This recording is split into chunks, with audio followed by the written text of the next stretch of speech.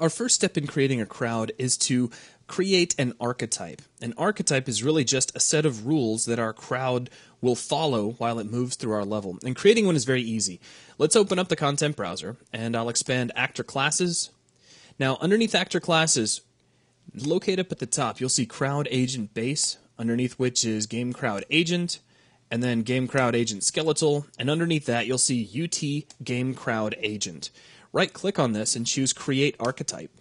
Now this is going to ask for some package information, so I'm going to put this in a package called Crowd Demo Package, and in a group called Archetypes, and we'll give it the name Crowd Archetype. Now, if we jump back over to the content browser, we see our archetype, and as I mentioned, this is really just a collection of rules, essentially properties. And if we double-click, we can see all of these properties. Now, I'm not going to be going through all these. We're just going to leave all of them at defaults right now, but it would be worth your while to spend some time playing with these because you can really get some interesting behaviors. You can change things ranging from just how long the dead bodies will stay if you start shooting your various crowd agents. You can change the health of your bots. You can control how they move. You can even control the skeletal mesh that's being used. So let's go ahead and close this up. And let's take a look at our next step. So we have our archetype in place. The next thing I want to add is a way to control how our crowd agents are going to move through our level.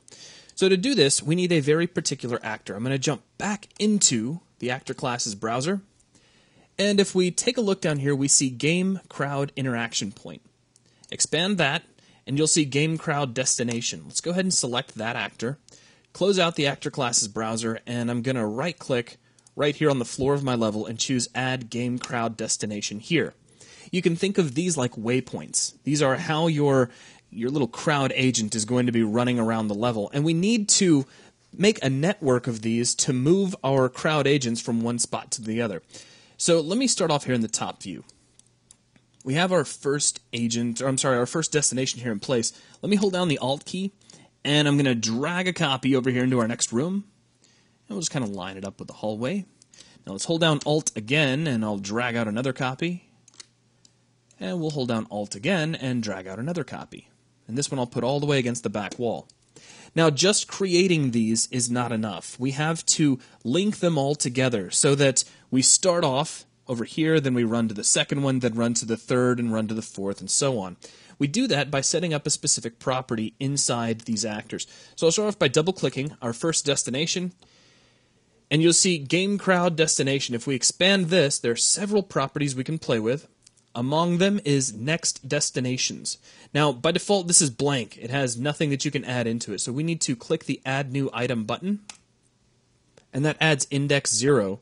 Now, we need to place our next actor in here. So what you got to do is lock your Properties window. So click the little Lock Selected Actors button, and now you can select the next waypoint without losing your current selection. So we'll go ahead and just select him. I got to zoom in to do it. Now with that selected, I'm going to click the green arrow, which says Use Selected Object in Content Browser, but it's not. It's actually grabbing the selected destination actor here in your scene. And there we go. So now we're running from the first point to the second point, which you can verify. If you go all the way back and click on your first point, you'll now see a yellow line connecting the two. Now we need to do this all the way around to complete our network. So I'm going to unlock my Properties window, click on my second waypoint, and then relock my Properties window. Come up here to the third point. We'll add a new item into the Next Destinations. Select that third point, and then click our green Use button. Now, unlock your Properties window and just double check, make a test.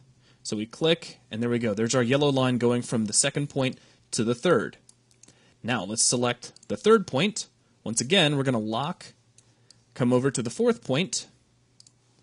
Over in Next Destinations, add a point, add an item, and then click Use.